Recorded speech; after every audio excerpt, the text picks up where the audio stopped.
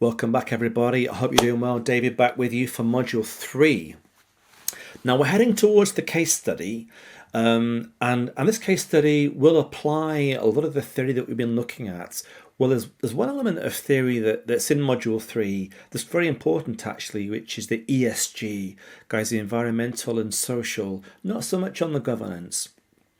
But guys, ESG in terms of climate risk and environmental issues, social in terms of how we treat people, and things like very much not just our own firm, but also in our supply chain, thinking about particularly about international investments. So when we are investing directly or working with in joint ventures, then the environmental issues, climate issues, and social issues, that's what this is all about here. Let's have a look at it.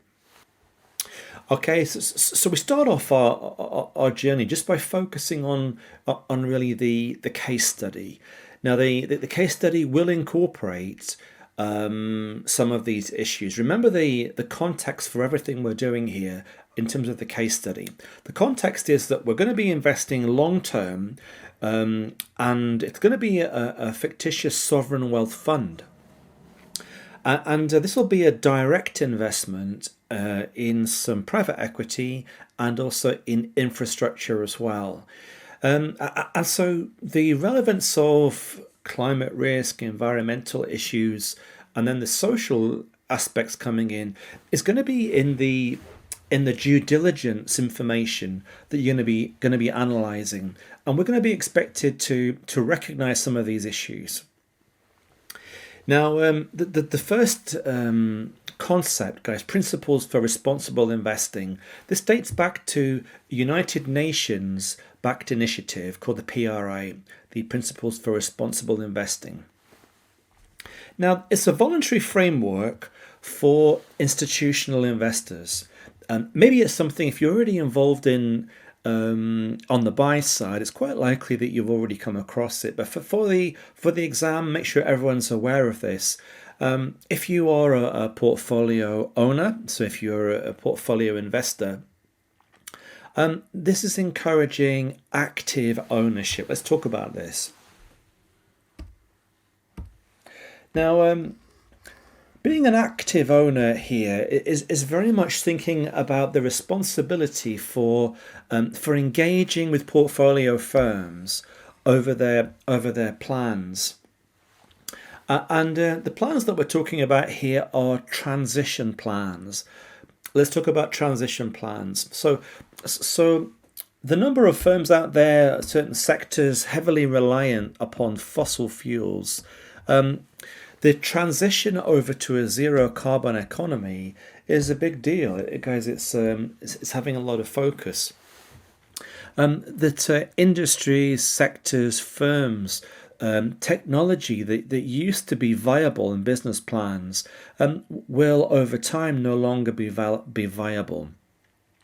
And this transition over to a zero carbon economy, sometimes called decarbonisation, the speed in which that's going to happen is uncertain. So we term this transition risk, guys, transition risk. Now, at its worst, some firms may be left stranded. They use the term a stranded asset or a stranded business plan. Some firms might be left stranded with an out-of-date business plan, and the customers have moved on. Guys, they think about black and white TVs, horse and cart transportation. Maybe you're left with a business model like a coal mine that's that you have money invested that you're never going to get money out, meaning the assets have been stranded. And so the onus with the PRI, the main idea of this is to encourage investors, portfolio managers, to find out and engage with portfolio firms what plans they have in place. So disclosures here means plans. What plans? And the plans they're talking about here are transition. Yeah, transition plans. This is no longer a new thing. It's the slide here is reflecting what's already happening.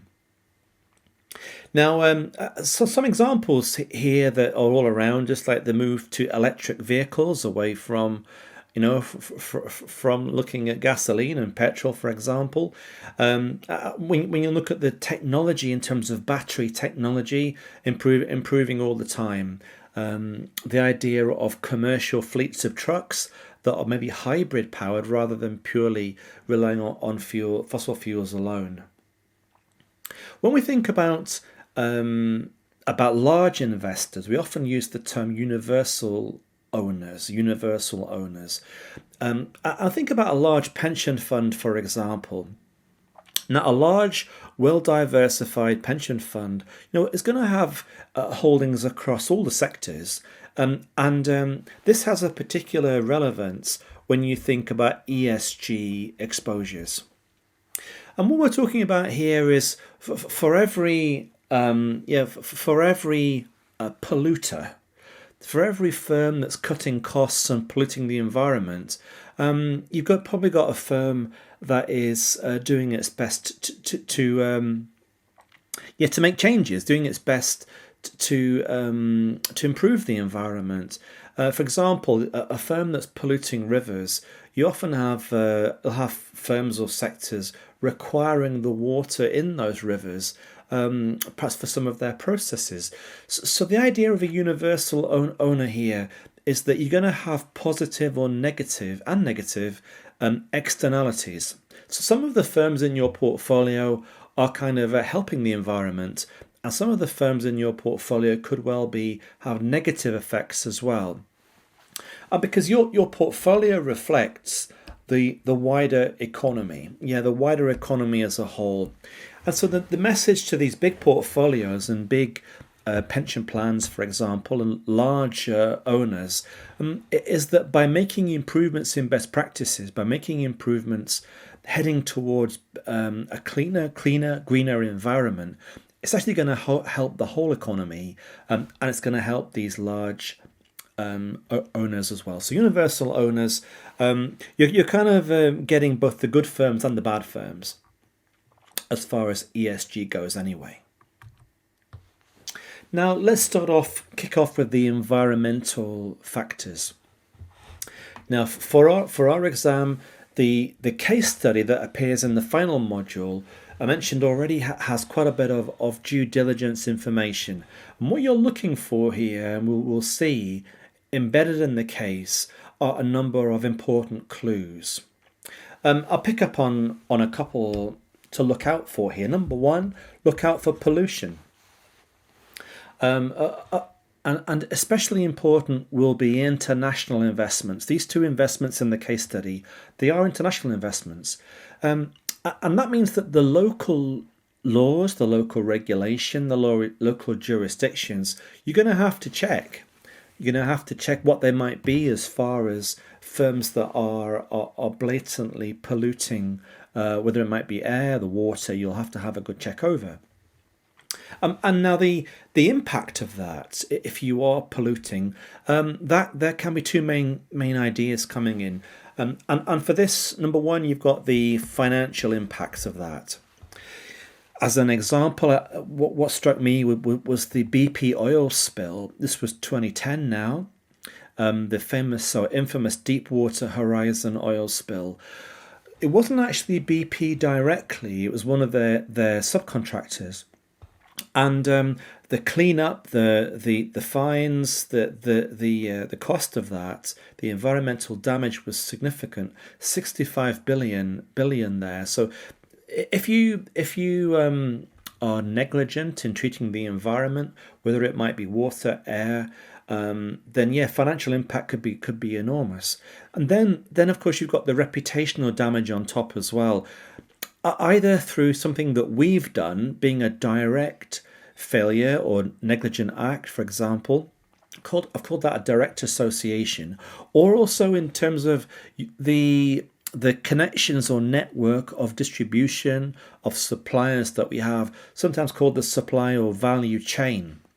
And so when you think about environmental impacts of reputational damage, we could well get associated with the mistakes of others. So guys, very strong reputational risks coming in.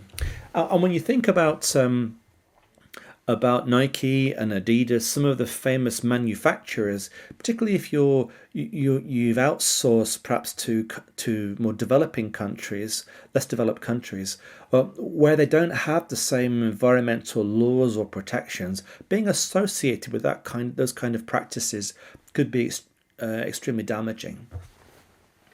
The other one to watch out for especially will be areas of natural beauty or areas of unique biodiversity, protecting the environment, talking here about, for example, deforestation or waste management, these kind of areas, for example, protecting what we have. They often talk about natural capital. It's worth a mention, guys, natural capital. The natural capital as a term is not something that you'd normally see within the CFA program, but it's relevant in this reading here. It's the kind of world around us, including the air we breathe and the environment around us, the soil, the earth, and it very much affects human survival as well. We need air to breathe. We need the environment. So the idea of destroying this, or whether it's either through deforestation or through pollution, the idea here is the idea of protecting natural capital. Now, as well as the environmental part of ESG, let's bring in the S, the social aspects coming in as well. The context, like we've been talking about, typically going to be an international long-term investment in private equity or infrastructure.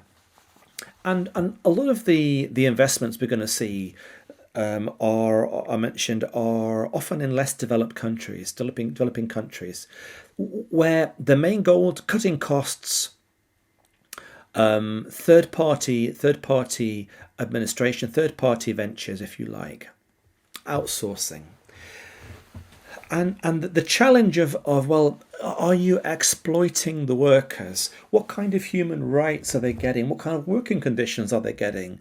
Are they working far more hours than would be healthy? What about the conditions? What about the conditions they're working in, the treatment, in terms of basic needs and human rights? What about in terms of diversity and gender, and even basic health and safety as well? So the idea here is not just to look at the home base, but to look at that third party, the outsourcing, look at those joint ventures, look at the investments that you're making, and make sure that it's of a standard, make sure it's of a quality that you want to be associated with. And we're going to have a look at what they call the Sustainable Development Goals set by the UN, and there are 17 of these basic human rights, I suppose, really basic social rights to having clean water, to have a safe place to work, proper gender and diversity equality coming in as well. So these types of basic factors that we would demand in our own countries and our home base, surely that around the world is just as important for our suppliers and our distributors. An example of this that's happening right now, I suppose, would be COVID and the vaccines and the pandemic. That the richer developed nations are progressing quite fast and strongly in the vaccination programs. But what about the less developed, the developing countries too? And I guess there's a big responsibility to make sure that the world, is properly prepared, and with all the vaccines and medicines that they're going to need as well. So when you look at the idea here, or the social risk, one of the themes very useful to mention in your scripts is what they call the just transition. More of that coming up.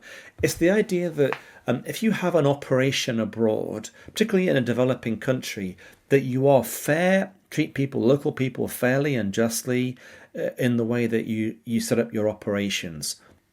that cutting costs should not be at the expense of these basic human rights.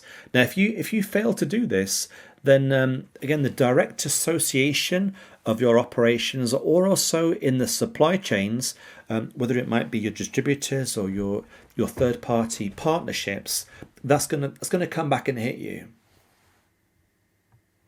Now, some of the ways to solve this are in the way we do involve. Now, we should be getting involved and supporting as well local communities. Now, so we have, guys, the environmental, we've talked about the social there. Let's bring in a bit more down the climate risk route. I mentioned that the studies that I did over the last year or so involving this, I really quite enjoyed them. The thing about it is, of course, it's evolving policy, responses, regulation, science, and the climate is ever moving forward. The main idea, the cutting to the chase, we know the idea of global warming is at the heart of this. And whilst it's taken a good while for governments, for countries, for organizations to really collaborate and get themselves, start to get more organized, the way that's done, the climate conferences, as they call them, climate conferences, and they've been going for some time, but the most in recent times, the most dramatic change was back in 2015, and they called it COP21, the Conference of the Parties, which was the Paris Climate Agreement that came out of that. I mentioned that this video is being filmed in September 2021, and the soon-to-be COP26 is the Glasgow in the UK, in Scotland. I'm part Scottish, guys, so Meakin is a Scottish name.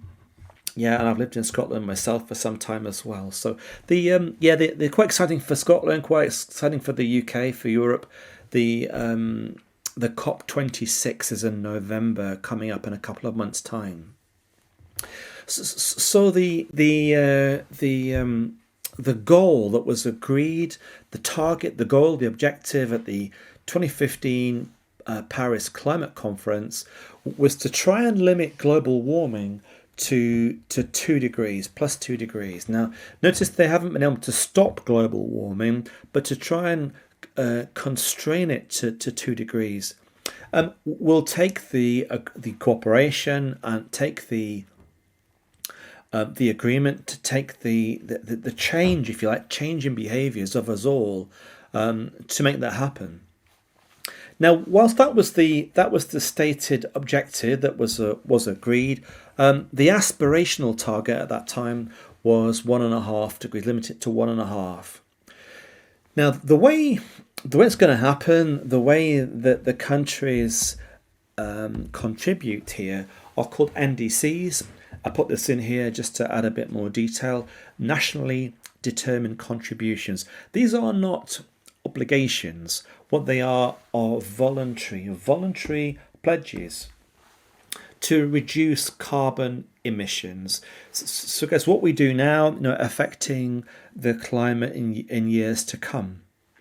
So the relevance of all this to our investment case study, our risk case study here, is that the new policies that are implemented, the changes that individual countries are making, they are going to speed up the transition to the zero carbon ways of doing things, the zero carbon economy.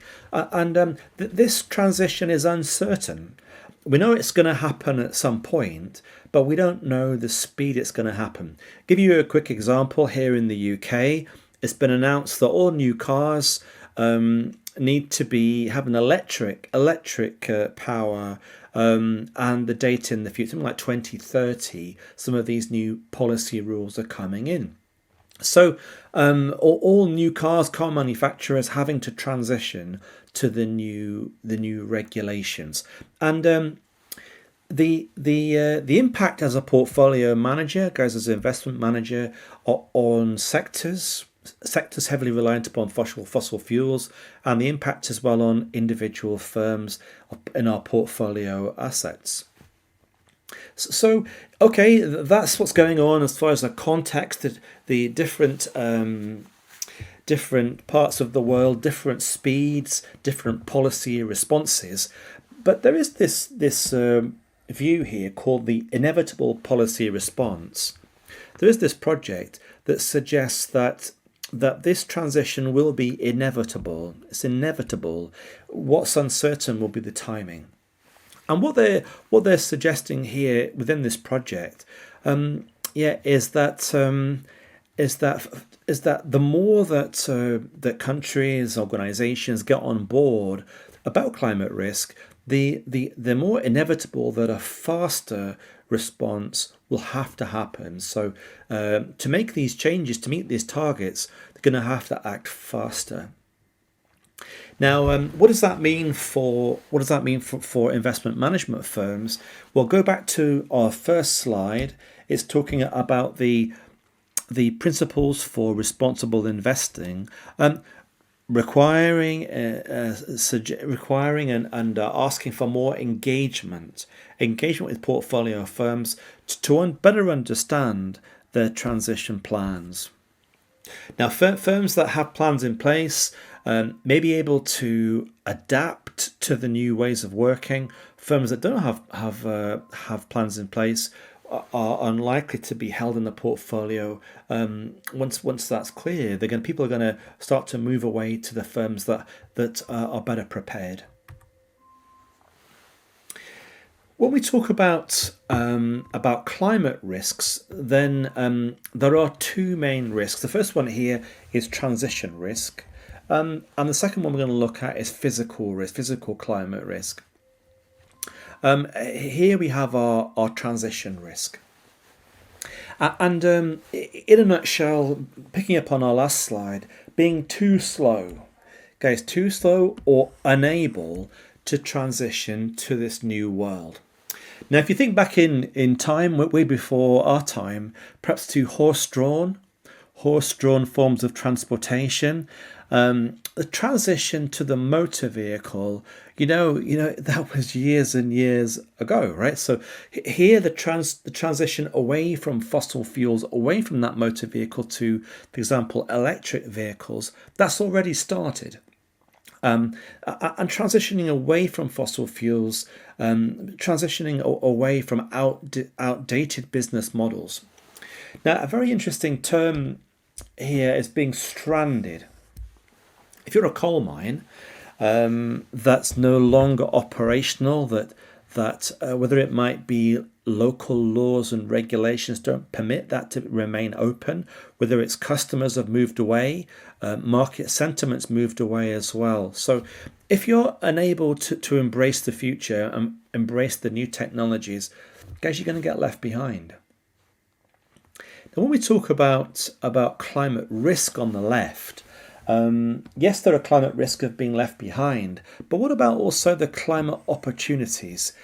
And for this, I'm going to think about the idea of climate migration to the new technologies, migrating to the new opportunities, and adaptation. So when you think about the new markets that are opening up in clean energy, in energy efficiency, in the battery technology as well, guys, storage, and also in the sort of new materials like copper, for example, that will be needed in many of the more cleaner versions of technology, battery technology, for example, and then electricity grids, power grids that are smarter and cleaner as well. So with these changes come winners and losers, come new markets and new opportunities. Thinking about your portfolios and portfolio concepts here, looking to make sure that our portfolios build in these new sectors. So migration is all about firms positioned to benefit. When we talk about existing firms and perhaps current technology, how can they adapt? How can they adapt their business plans and models to reduce their vulnerability? So, guys, adaptation, I guess, is taking perhaps an older business approach, older business model, how can that be changed and adapted in this way? And so these transition plans that we're talking to our portfolio firms about, is these transition plans, how can they adapt? For example, in the use of some of the inputs like water, using the idea of treatment of wastewater perhaps, and become more efficient and more sustainable, perhaps in agriculture as well too.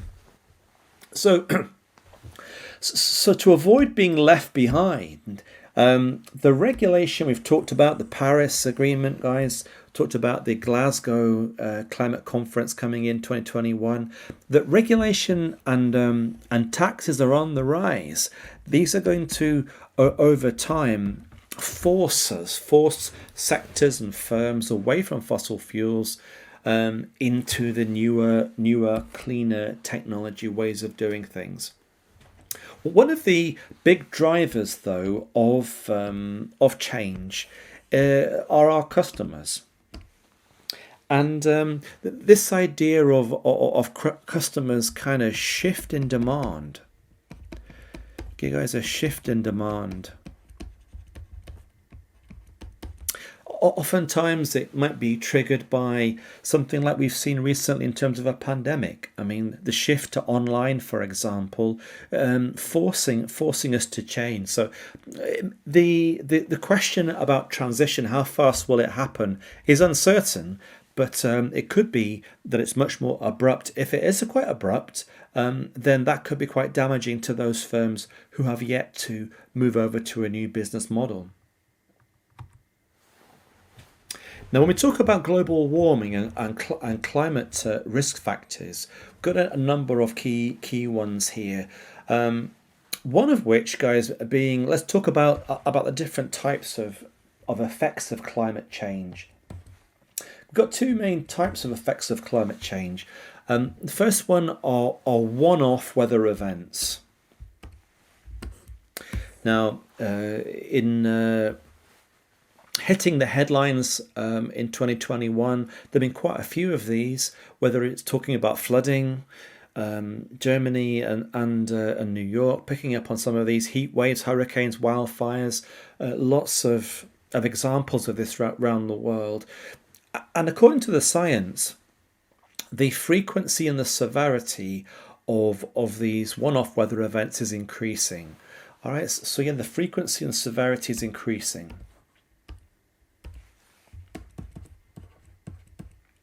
And we know there are certain locations that are more prone to, whether it might be hurricanes, wildfires, heat waves. Global warming is making these things worse.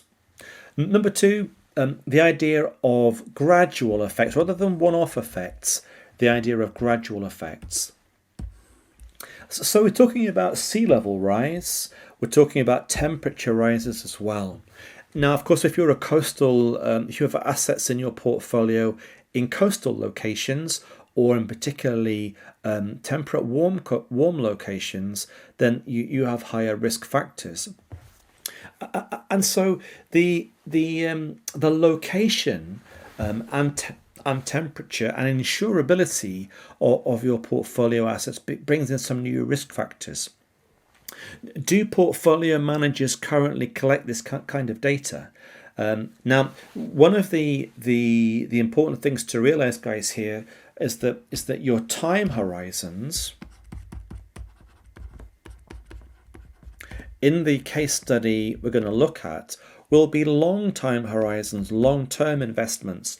It might be 20 years, guys. It might be 25 years. And so when we're talking about gradual, it does matter. It does matter there. If you, for example, have property locations near the sea, and in these hot locations, it could affect things like tourism, could affect things like whether you can do that sort of work. If it's beyond 40 degrees C, certain types of work are going to be impacted. Also, in your working in developing countries, do you have the aircon? Do you have the working conditions to be able to work safely and effectively with your workforce as well?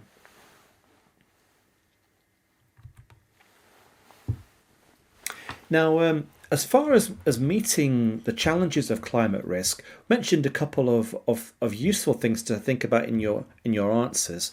One would be mitigation plans, where you're making sure to include firms that are positioned to benefit from the zero carbon world, investing, for example, in new technologies, investing in some of the mentioned before, the list goes before here, clean energy, energy efficiency, batteries and storage, all those kind of sectors and firms. That's comes under mitigation. And then on the adaptation plans, liaising and engaging, helping firms and better understanding the plans they have to adapt their business models to be able to survive in the new world. And so the engagement, you can see where the PRI comes in, the principles for responsible investing comes in, encouraging portfolio managers, investors to engage. And there's lots of data providers now doing that, providing these updates in terms of services to give you more of an ongoing information that you're going to need here. So is climate only about the risks? No, it's also about the opportunities as well. Now, we've talked a bit about the climate side, back to the social side now, and the people issues. And we did talk about the just transition. So if you're investing abroad, then you should be considering the impact on the local people, the local communities, to make sure that if it's not just yourself, but also your third party partnerships, your co-investments, your outsourcing should be treating people fairly along the whole supply or value chain. If you're associated with, either directly or through a business relationship, if you're associated with the exploitation of employees, because we run a lot of reputational risk, attracting all sorts of negative publicity and even kind of actions against you as well. Yeah, the examples of exploitation of workers, working conditions, health and safety, equality and human rights. So these standards should apply, across all our suppliers, distributors, across our whole value or supply chain. Now, to really work effectively often in developing countries, we've got to make sure that we do consult and communicate if we're making changes, if we're starting operations, supporting where we can local communities, training. One way you can do that, of course, is to use employment and make sure and give opportunities to local people, and through training and through having decent conditions, decent pay as well. Now, the United Nations, as well as coming up with the PRI, those principles for responsible investment, they've also come up with the 17 Sustainable Development Goals, SDGs. Now, these are international ways to collaborate that to improve, I guess, standards for globally for everybody. So stamping out poverty, hunger, decent health, fresh water, quality education, affordable energy, decent work, peace and justice, for example, on these things that in many countries, like developed nations, we take for granted. But the idea here of, from the United Nations perspective, of as an investor, shouldn't you also be investing in projects that support these things too? So the idea of not just purely having profit as the only objective, surely respecting the rights of others, respecting the rights of those impacted through the investments that we're making, through the partnerships. So the reason why it's becoming a big thing for us in our level 3 here is, if we're making a direct investment where we are an owner in a developed nation, shouldn't we also have a responsibility to provide decent work and conditions for those employers who are working for us too? So guys, encouraging dialogue, providing support, it's an issue to be aware of. If we aren't doing that, we're bringing in a lot of reputational risk. Right, that's the end of the third module, and we've got all the theory that we're going to need here. The ESG topics, particularly the environmental, the climate, and the social, the people issues, they're going to be quite a big players in the case study in our final module. Now, the case study itself, I guess, is where it all happens, and that's our next video, guys. So thank you for your hard work. See you back for the final module.